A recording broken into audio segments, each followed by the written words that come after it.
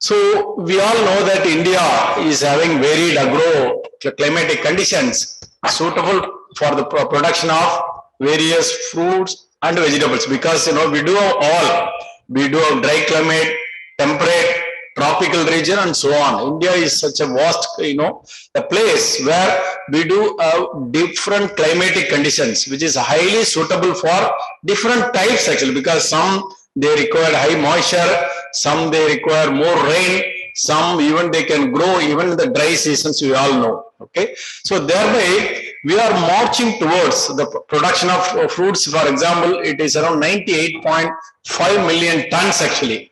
In the case of vegetables, it comes around 185.9 million tons. Then grains, it is around 291.9 million tons. Maybe the data a little bit varying because of the source, but this is how. So we are moving. With respect to fruits and vegetable, normally we stand actually first or second with respect to China, we all know. Okay.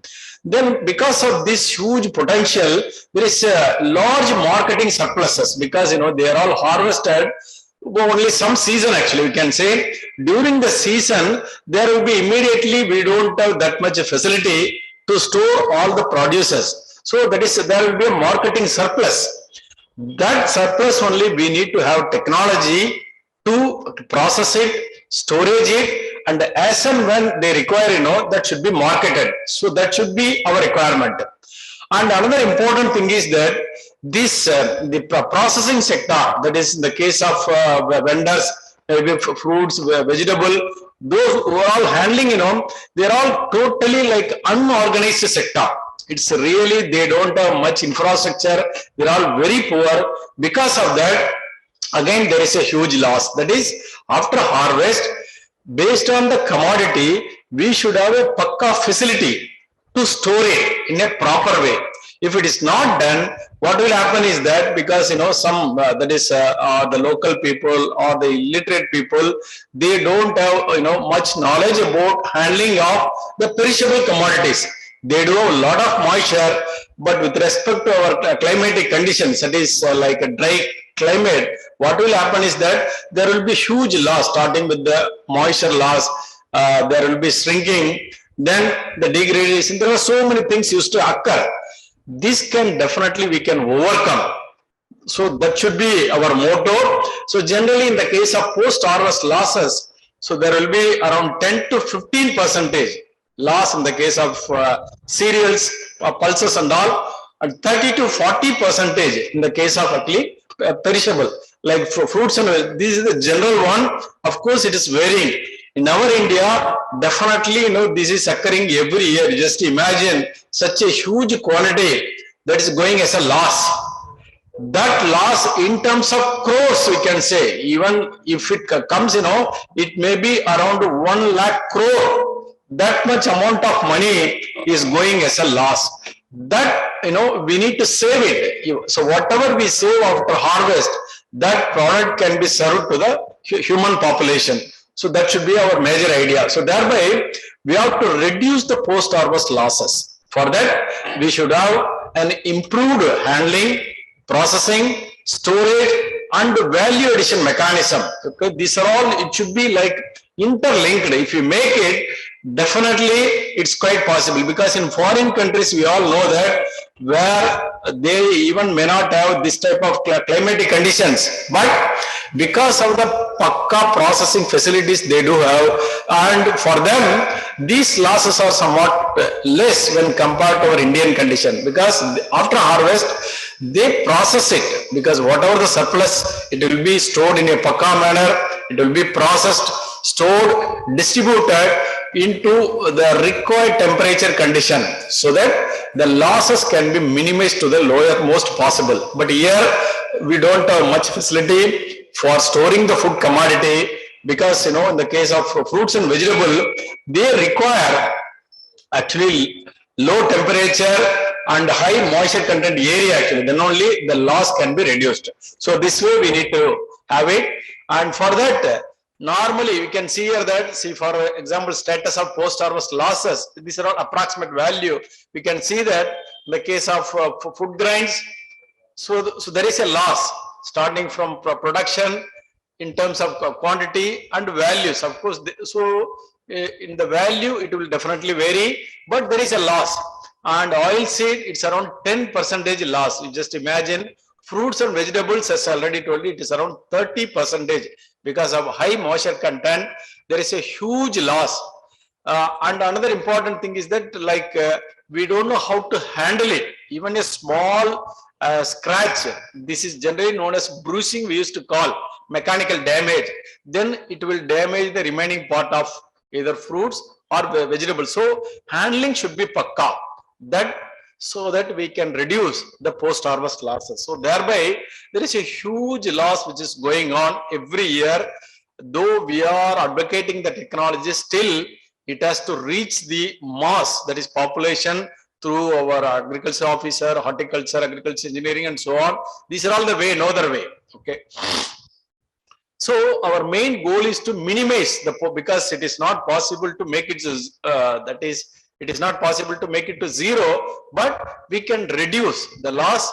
And another important thing is that for extending the shelf life, we can process it, and we can add value instead of selling in the raw form. If you process and sell it, there will be high cost actually. That is, the marketing value is very high. And also during processing, there will be wastages, and there should be some mechanism to use those wastages, and the byproduct should be, we need to develop. See, for example, even rice, we all know, from rice, there are, from rice only we can say that the waste and byproducts are effectively utilized to some extent. But for other commodities, there are so many other commodities, the waste may be a peel or inside that kernel, they are not properly used and they are all simply disposed. Still, in those actually material, there are a lot of value-added products are available in that. We need to extract, and it has got a lot of marketing. So those are all the opportunities available in the case of actually processing. So we can see here that the factors affecting the post-harvest losses. See, for example, improper packing and washing. So that will, by using a small container, and in that by using same water, and it will, the washing and using that manual labor, they don't have much awareness about the product, the value of the product. Really, they are simply, they simply wash it and sell it. On the same day, it should be sold. If it is not, then what will happen? You cannot store it for a longer period, then there will be a deterioration. Okay. Also, we can see in the next picture, it is a transport. We can see for the perishable commodity, we should not stack one over the other actually, because the weight should not be transmitted directly to the fruits and vegetables. There should be a pakka stacking mechanism in such a way that they should not be disturbed during the transport. So for that purpose, we need to, at least for that purpose, we need to go for a pakka transport mechanism. That transport mechanism with crates, even for the individual food material, have been developed actually. So that in the crate, that particular fruits or vegetable can be packed, and the other one, we can stack it over that, so that it only the crate to crate, it will have a contact. It will not have the contact with the food material or the fruits or the vegetable during the transportation, because during transport there will be a lot of vibration. That vibration will also lead to lot of impact. That force will be transferred to the food material.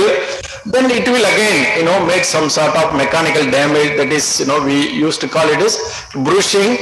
Then ultimately the product quality will be lost. So these are all the ways, improper. Still, we can say that in many parts of, not only in India, even the developing countries, still we do have the human handling problem. They are not aware about this quality deterioration, that particular, that awareness is not up to the mark actually. And to overcome that, as I told you, so there are ways. That is, there should be like a cold chain mechanism. After harvest, till it reaches the consumer, we need to store it in a pakka temperature condition so that the product quality can be retained till it reaches the consumer. That is generally known as cold chain concept. The concept is cold chain. The cold chain should not be broken, that is after harvest till it reaches the consumer. So this is the mechanism. It is generally followed in almost all the foreign countries. That is like developed countries, they use the reefer vehicle in such a way that for transporting from the field to the cold storage, even from the cold storage to the storage or the distribution point, they transport only by using reefer vans where the required temperature is maintained inside. There will not be any problem during the transportation. So in this case, the same thing we also should, because the product is more or less same throughout the country. What we want is the required temperature that we have to adopt to avoid the damage or the loss which are all happening after the harvest. We can see here that, see for example, grapes or even the leafy vegetables, everything, they respire similar to us only. We should know they take actually oxygen, they exhale actually CO2. Thereby during the respiration, that is again the rate of respiration is depending upon the temperature and moisture content. So this is the most important factor with respect to fruits and vegetables, we can say. See, as I told you, that is if your product is having high moisture and the temperature in the surrounding is higher, means definitely the rate of respiration will be more. That is after harvest. If the rate of respiration is more, means what will happen? They will take the energy within the product and they will start actually deteriorating in a faster manner. So that is the concept. I used to tell the same thing, even if you travel in any air condition, that room, or in a train, or if you sit in any AC room, for us also the energy loss from our body is somewhat lower when compared to if you stand in any open sun or any, if the temperature is more, where we used to lose our energy in a faster manner when compared to stay or travel in any air conditioned place. Same concept is for the fruits and vegetables also, where if the temperature is lowered, definitely the rate of respiration is lowered, thereby its shelf life or the storage life can be increased. So this is the concept. For that purpose only, almost all the fruits and vegetables, they require actually low temperature storage, cold storage. We can say why we need actually cold storage. Because of cold storage, the fruits and vegetable, because we used to see in our home also, in the fridge, if you store some material, it lasts for longer time. But if it is in the open place, you cannot store it for a long, because the same thing, same product, if it is inside, because of the low temperature, the product, they respire at a slower manner, and the rate of respiration, because by inhaling and through the exhaling process, we used to release actually CO2, some amount of heat and some amount of water vapor. So these are all the product for each and every that respiration process. Because of that, they lose moisture. Thereby over a period of time, we can say that the product, if it is stored in the atmospheric, normal atmospheric condition, if it is exposed to sun, what will happen? There will be a shrinkage used to occur. Because of the moisture loss, there will be shrinkage. So if the environment is more RH, if the relative humidity is more, then what will happen? The transfer of moisture from the food material to the so that environment, that will be lesser. So that is the thing. So the temperature should be lower and the moisture content or the RH in the surrounding atmosphere, that should be higher. Thereby we can reduce the overall rate of respiration and the shelf life of the product can be. So this is the concept for storing the food material at low temperature condition. So particularly cold storage, we can say. So for these produce, that is after harvest, we all know that they will be having some field heat because they are all grown in the open condition. So there will be a field heat, maybe 20 degree or 25 degrees centigrade. But for storing, you require the temperature around 0 degree, 5 degree or something like that. So for that, initially we need to remove the field heat. For that purpose, we require that process which is known as pre-cooling. We used to say pre-cooling. The field hot, that is, if you want to remove the field heat from the produce, immediately it has to be cooled. By cooling, as I told you, we can reduce the rate of respiration, because in the that is, if the fruits or vegetable, if it is in the plant, it takes the energy from the plant. Once it is harvested, the energy required for the rate of respiration is taken only from the product itself. That is why they start deteriorating as quickly as possible. So that is the major reason. And temperature and moisture, these two will again influence or increase or decrease the rate of respiration. Okay. So we developed, that is, initially we need to pre-cool it, and sometimes, so before storing in any cold storage, based on the type, that is, if it is harvested from the soil, what we have to do is we have to wash it. So before storing it in a cold storage, because there will be soil, that soil may have some sort of microbes or all unwanted things may be there. So that should be removed before storage. For that purpose, of course, in our university, we developed one washer actually, so that we are showing here. So it can be used for any root vegetables having soil, that can be washed by using this type of system, where there will be a feeding mechanism, and inside there is a perforated roller and actually water jet.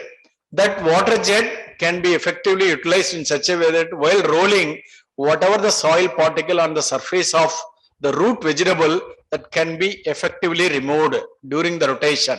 So the soil water, that is, that mixed water will flow down, and because of the inclination, the product, that is the washed product, will come out on the other side, so that we can take out. So washing is generally required, maybe carrot or this type of root, maybe even potato or almost all the root type, wherever the soil is attached on the surface, that should be removed. Okay. And another thing, so what we have developed is that, of course, storage is actually one part, and for marketing purpose, we need to have grading also.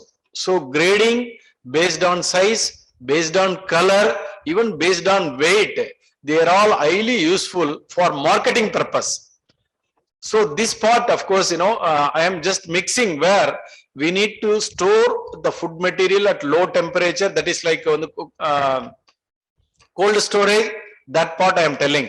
Another thing, for marketing purpose, we need to grade it. Grading according to size is required, grading according to color is required, and also grading according to weight. These are all the requirement to catch more value in the market, we all know, because normally when you go to the market, you can see normally, people, we used to buy sometimes based on color.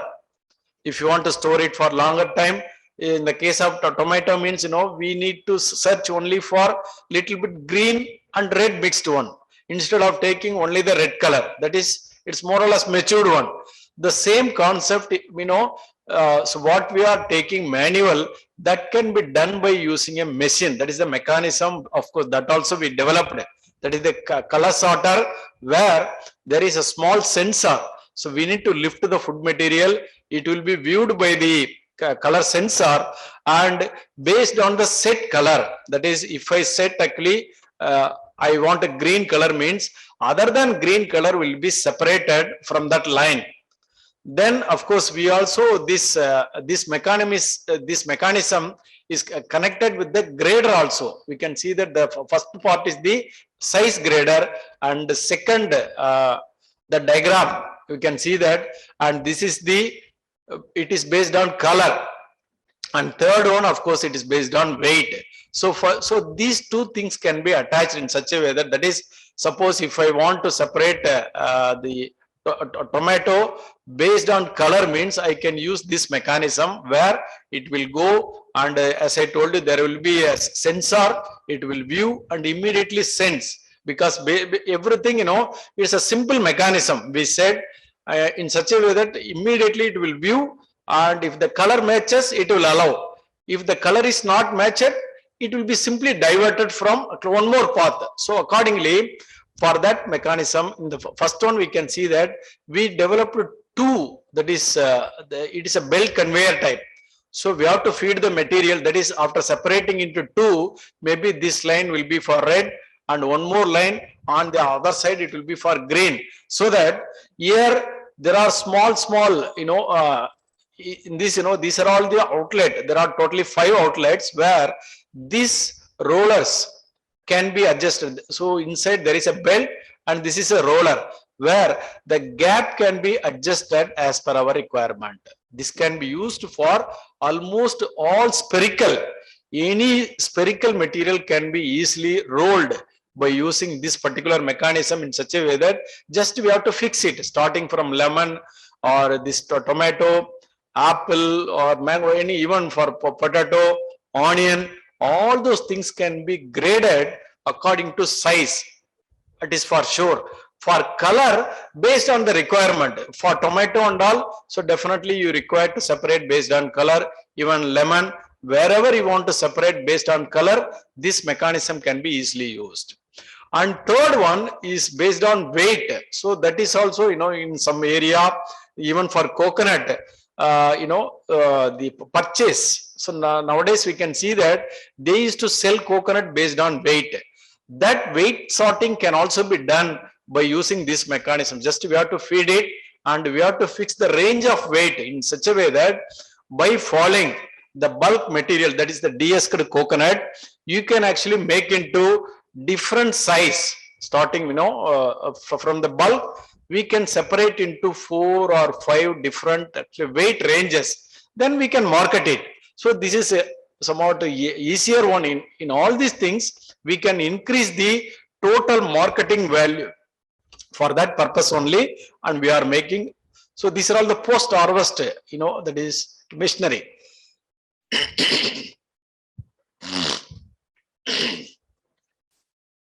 think something. Sorry. And this one, there is a low-cost ripening chamber actually we developed. Another important thing is that in the case of fruits and vegetable, particularly mango or any that is the climatic fruits, we used to ripen it.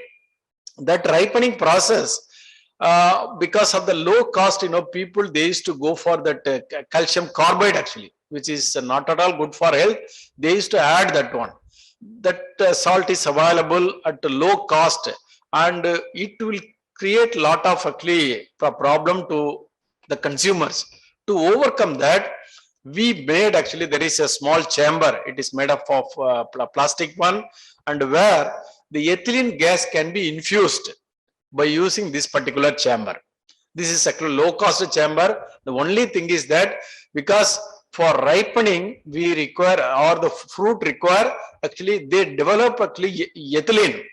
That ethylene can be applied from outside. So because they are all available in pellet form or in the gas form actually, that we can simply spray inside in such a, because there are ppm actually available. Accordingly, we need to spray it so that it will trigger the ripening process and make actually uniform ripening, which is similar to natural ripening. Okay, but we should not use actually calcium carbide, which creates a lot of problems, starting from dysentery, and over a period, that is over usage, will go up to cancer, forming problem. So that is why the health people, they go and, if some people, if they use calcium carbide, that they will, so destroy those products because of that particular problem only. That also we need to avoid. That natural ripening process, that should be followed. Otherwise, it will create a huge problem actually. And modernized, this it is the another one. The earlier one is for low cost actually, and this one where of course the temperature and the gas composition, everything can be monitored, like the low cost, that is it is the ripening chamber. So it can be used for almost all the fruits, starting from maybe you can use papaya, mango, banana, all those things can be ripened, that is after harvest. by using a pakka, that is the required ppm level, we can definitely ripen it. It's a natural one. Sorry.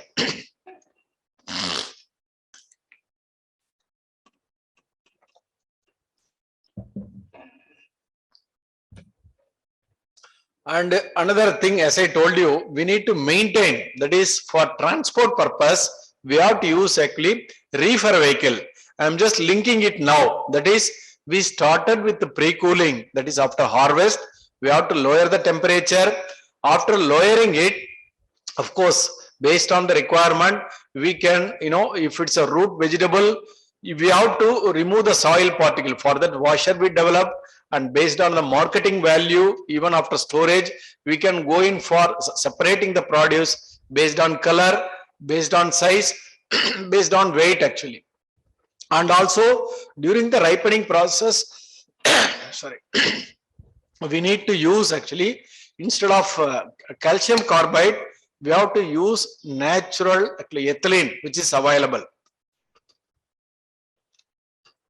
There are so many ethylene generators are available. So based on the capacity, otherwise the ethylene is available like in the packed gas, that can also be sprayed. Okay, so this part is that for transportation, as I already mentioned, that in the foreign countries, they transport the food material, that is the fruits and vegetable, by using reefer vans or the refrigerated trucks, where the required amount of temperature can be maintained inside. So that is the major advantage during transportation. Otherwise, because during transportation, if it is not properly packed, there will be a loss.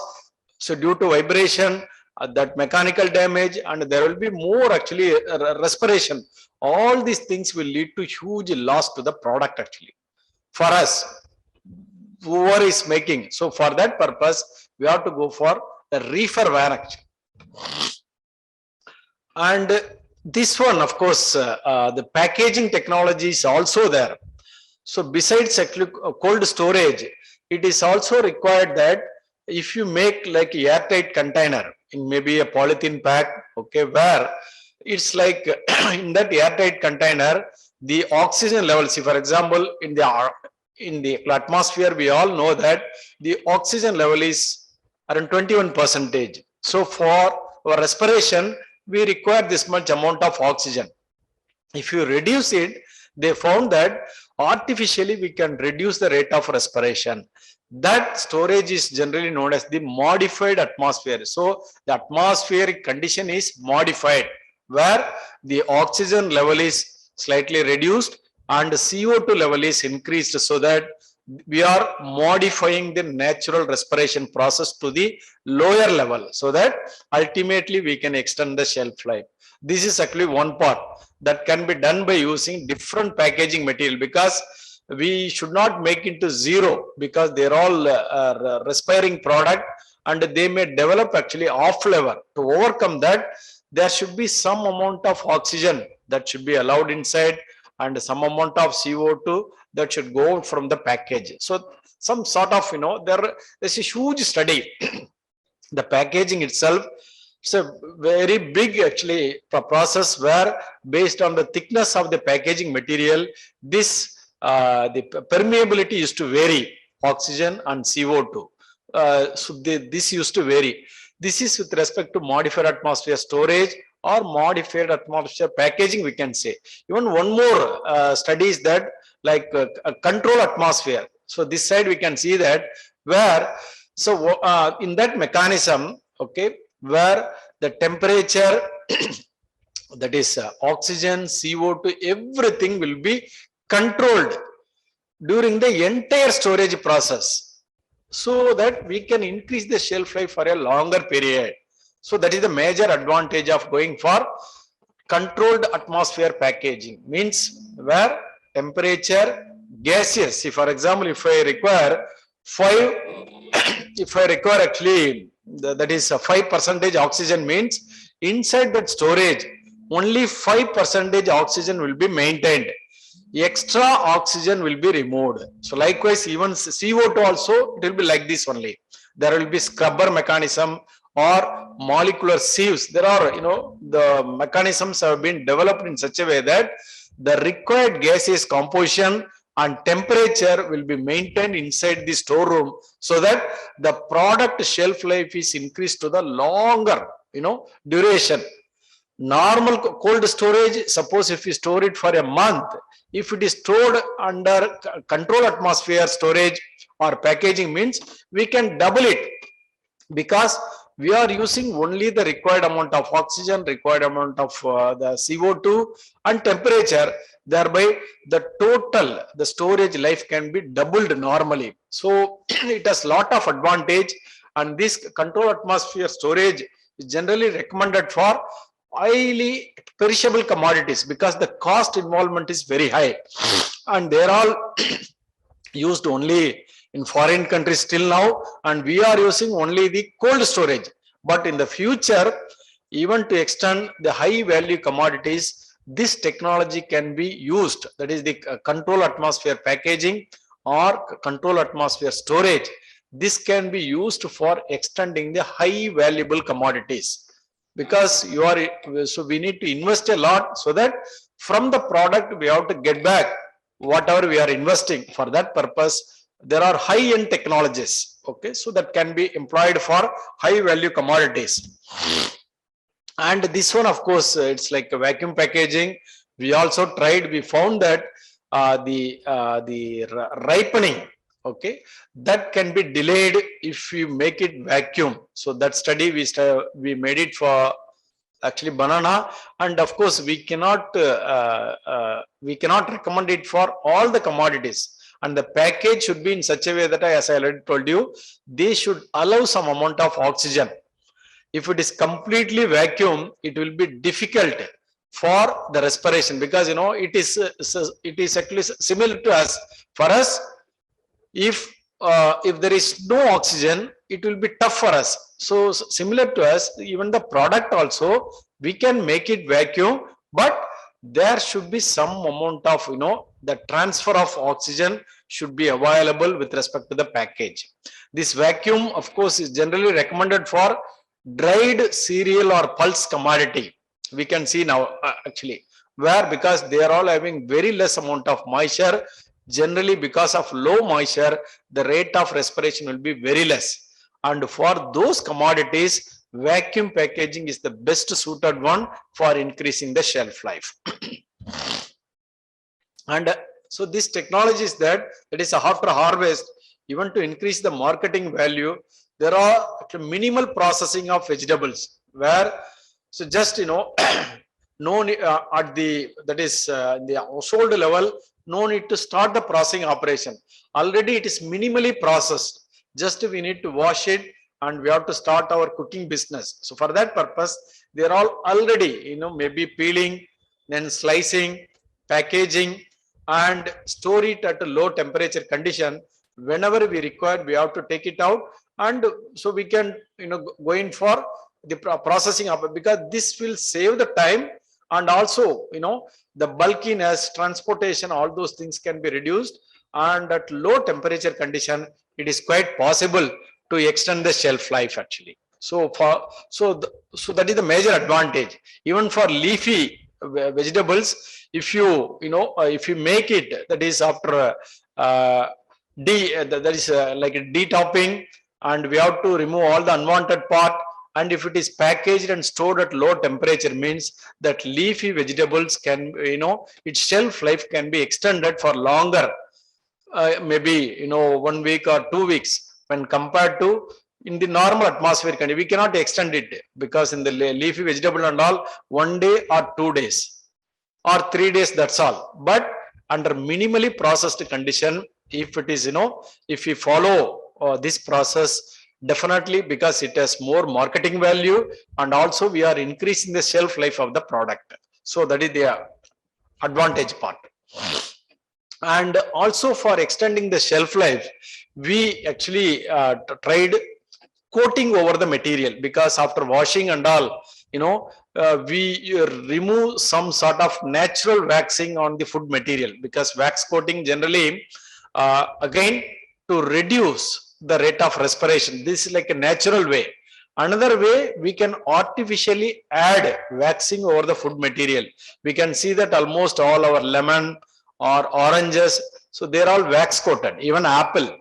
The main purpose is that by coating the wax, so what we are doing is that again the respiration rate is reduced. So that is one part, and it is more attractive, more shiny, so that the marketing can be increased. These are all the two aspects actually. So the water loss,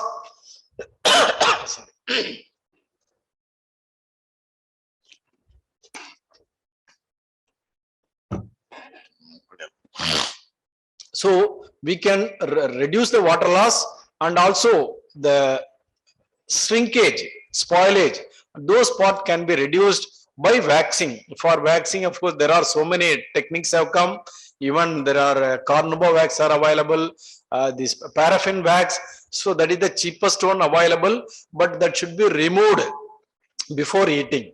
Otherwise, it will create actually a lot of problem. So for that purpose, it should be removed. Even bee wax are available. Bee from bee, so that wax, then carnauba tree. So that wax, they are all coated, and the thickness will be very, very less. So they are all in terms of micron only. But it should be removed before eating, except that edible wax actually. And this part we can see that we developed some of the mechanism that is for seed extraction. That is after harvest only. So this part also, normally by using manual labor, we used to do the extracting operation from either tomato, brinjal, chili, or anola seed. For all these things, normally we use actually manual operation. But this can be effectively done by using the machine, where the capacity can be increased. Even some area, the water requirement, that can be reduced. In the case of chili and all, it will be difficult by using a manual labor because of the pungency. We all know it will be very tough. Scorching and pungency, it will tough for the human labor to separate the seed from actually chilies. But by using this, this is the chili seed. It's a simple mechanism where we need to feed the material. Inside, there are beating arrangements. So they're all made in such a way that that is the broken part, and seed will come. And in the latest machinery, we also added the sieving part along with the cyclone separator, so that the seed can be easily collected from the chili, that part. So that, so it can be used for the seed purpose. And for tomato, we all know that even by using trampling or something in the conventional way, by using foot from the matured one, normally they used to separate the seed. But this seed extraction can be easily done by using this method, where we need to feed here. Here, this is a separating mechanism, break open, and in the top portion, water, so we have, in this area, so there are, you can see that it's a tube where water will fall. This water and seed, this will come down here, and there is a small sieve. We can see that this sieve. In this sieve, the seed will be retained, and water will actually go down, and this water can be recirculated. And this portion, because of the bigger one, that is the pulp portion, it makes here only the two halves, 2 or 3 halves, that's all. And that half, it will not pass here actually, it will come here only, and only the seed and water will go down, because it's a very beautiful mechanism where it can be used at the field level, so that the tomato seed can be extracted by using, in fact, less water, and the total handling capacity is very high when compared to human, what we do. And the same case also with respect to brinjal, that is the ripened one. Of course, here, even, so that is like a stage. Even the pulp can be, it can be reused, but here, of course, it is not possible. Here, the seed and the pulp, it will be initially made into, that is a breaking mechanism, and in this year it is allowed to roll. There is a small centrifugal attachment, so that the seed, because of the lightweight, it will come at the top, and the pulp portion we have to take it at the bottom. So this way, so these are all the techniques where it is quite possible to reduce the wastages what we do normally by using human labor. That can be effectively done by using the mechanism. This is the post-harvest technology, we can say. There are machineries available. If it is properly used, definitely we can reduce the loss, and also we can increase the capacity, the timeliness of operation, everything can be increased, and the overall loss can be reduced. So that is the major advantage. And another one what we have developed is the onion storage. We all know, because it is one of the important thing. In northern side there will be storage structures are available for big onion, we all know. This is the aggregatum onion, small onion, that is stored in still in the traditional condition only, where they are all packed, and on the top there will be a roof cover with that is like a thatched roof. But in that there will be a huge loss only they used to report, because there will be a loss due to rotting, there will be weight loss, there will be sprouting loss. To overcome those losses, we developed this small, of course, mechanism where this is like a bamboo strip. Inside we have actually like a tray kind of thing, so that we can store the material in different layers, and air can be, during the most important thing is that there is a moisture accumulation during the storage period. Because of moisture, because I already told you that while respiration, we used to leave out some amount of water vapor. So that water vapor will accumulate in the center, or based on the climatic condition, this water vapor, after becoming big amount, and it can invite all type of insect, and it will be the place for degradation.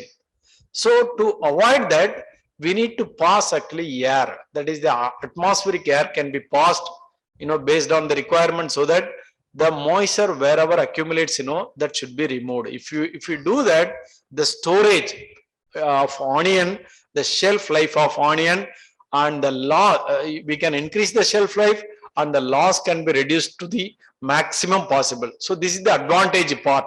We made it, and of course still this can be removed instead of, because we went for one that is the local farmer, and for him we developed, even in the Dindigul area, they like it, and of course they used it, and they told us that it's a highly useful, but the only thing we need to use the air based on the this climatic condition. We have to supply the air so that the moisture should not be accumulated inside. That is the only one requirement in the case of onion storage. Then another important thing is that we developed actually tamarind. For tamarind, we all know that the tamarind processing is still being done only by using manual labor. So because after harvest, because the case of tamarind, the top portion should be removed. That is de-hulling part. That is normally done by using manual labor, where they used to beat by using a small stick. That is after drying, they will simply beat it. So that is the operation they used to do. After beating, and of course after drying, then for de-seeding, they used to take out the individual, the tamarind, and by using any hammer or any hard substance, they will give impact force on the seed material, thereby so it will be separated. But the place, because it's a completely labor intensive operation, and the place, because the tamarind, it is a sticky nature, dirt or whatever may be the things in the environment, all the dirt may stick, and you cannot easily remove it, and we need to eat it. So that is the major problem. Totally unhygienic processing, and the human labor requirement is very high. To overcome that, we developed, of course, the three mechanism, where this is a de-huller. That is after dry, that is the dried tamarind, we need to feed it. This will break open the hull, and in the sieving mechanism, we can see that the hull portion can be separated from this tamarind pulp. Of course, it has to be further dried, and this is the de-seeder, where we do have the rollers, So they are all operated at different speeds, so that whatever we are feeding, because of the difference in speed, they just split open and they will fall here, and by using the sieve, the seed part can be separated from the pulp part. So we developed this particular actually mechanism, and of course for marketing purpose, a small quantity, there is a packaging unit also we developed, like 250 gram or 500 or 1 kg, something like that. We can pack it and we can sell like this. So this is the packed one. So the tamarind processing can be, we can completely mechanize, so that the environment, that is the hand dirt or any other dirt, can be totally avoided in mixing with the tamarind. This is one of the important thing actually. And the sugarcane juice bottling, that process also we developed, we even marketed, and we used to sell the technology, because we used to drink so many thing from either Coca-Cola or something like that, but this is a natural juice, we all know, sugarcane juice, and it can be heated and preserved in the liquid form, and it has got enough nutrient, and it is like a if you drink, it's highly refreshing one. For that purpose, we developed the technology. So we require, of course, the extractor on the roadside and all, because they don't clean it properly, and the mechanism what they are using, so we need to go for stainless steel, and it should be filtered to remove all the unwanted things. Slightly it has to be pasteurized and packed, of course, in the bottle, so that we can extend the shelf life and we can market it as and when the required. And of course, it has to be stored at low temperature condition. So it has a lot of marketing option. Of course, dehydration of banana. So these are all the techniques. What I want to say is that is after harvest, some value addition, part we need to incorporate, so that the surplus market or the glut in the market can be totally avoided, and we can develop actually value added product. It has got more value in the market. For that purpose, this is actually one particular technique. And of course, even the biocolors, the extraction starting from Bixin or even from beetroot, any root vegetable having a color or anything, we can separate the color. For that also we developed the technique, because in all our colored food material, so what we eat now, they're all mixed with the synthetic colors. They're all not good for health. To overcome that, yes, the spray drying technology been developed for various, maybe yellow or red color. This can be, spray dried, and this color can be mixed with the food material, so that it will not create any problem for our health. So that is the major part actually. And of course, for storage, so this I am saying for cereals, even particularly for paddy, the most important thing is that it has to be dried actually. Drying is one of the important thing, because if the harvest season coincide with the rain, we all know that it will be very, very tough to extend the shelf life. Even paddy, it is around 22% moisture content. If it increases, in 2 to 3 days, there will be sprouting. To overcome that, definitely we need to go for mechanical drying only, no other option. The mechanical drying we do have, there are axial flow, that is double type or the vertical type. These are all it is available. We also developed, and of course it should be used at the field level, so that we have to reduce the moisture to the safe level of 12 to 14% in the case of paddy, for extending the shelf life. That is the most important part. Even we developed the dryer, where we can use any agriculture waste material, it has to be fired, and by using a blower, the hot air from that can be used for drying the paddy grain. Because in the rural area, there are chances for more amount of the waste material available. That can be used for this particular purpose if it is required. And this one, mainly for pulse milling, we developed, because pulses are also equally important, and we used to buy at sometimes very high cost. But the farmers, they can process at their level. Even during the half season, they can dry it and store it, And if they are having a small machinery like this, and by feeding, of course, we require a little bit of pre-treatment, and this is the pitting operation. And of course, it has to be mixed with a very little quantity of oil and water, and it has to be dried in a proper way. After that, if you feed here, so there is a de-husking mechanism. It removes the husk and split into two. And by using this blower, of course, we can separate the spot. And this is the de-husked one, where this is the dal, that is split dal, and sometimes whole one or the broken one, they can also be separated. This is operated by a single horsepower, of course. Around 20 to around 25 kg per hour can be processed. It has got lot of advantage at the field level actually. This is of course for storage, and we developed this is somewhat a costly mechanism only, but for pulses we can use this mechanism. Okay, even for millets we developed this dehuller, because and people nowadays, you know, we are all forced to take actually millet because of a lot of advantage. They do have more amount of fiber, and that's good for health, where our so diabetic, you know, that type can be definitely reduced if you take more amount of the millets. We all know earlier we used to eat more amount of that is a little millet, proso, foxtail, barnyard, and so on. And that trend is coming back, in fact. So for that, at field level operation, okay, we developed so this two huller, that is this centrifugal chamber having two in a single pass. Of course, we can make or to remove the outermost portion. And this is turmeric value chain also we develop. We can see that there is turmeric processing, we all know. And the major important thing is that the polisher. So what we developed, where normal polishing operation, there will be a huge amount of dust used to come out. It will pollute the environment, and the operator, everyone, this is a huge problem.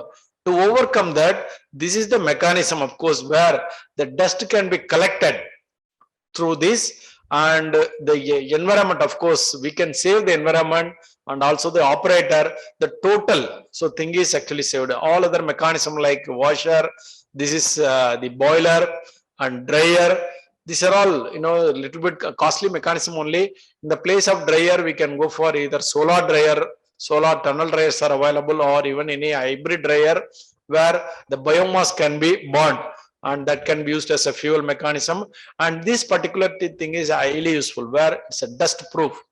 It's a turmeric polisher. So with this, I like to thank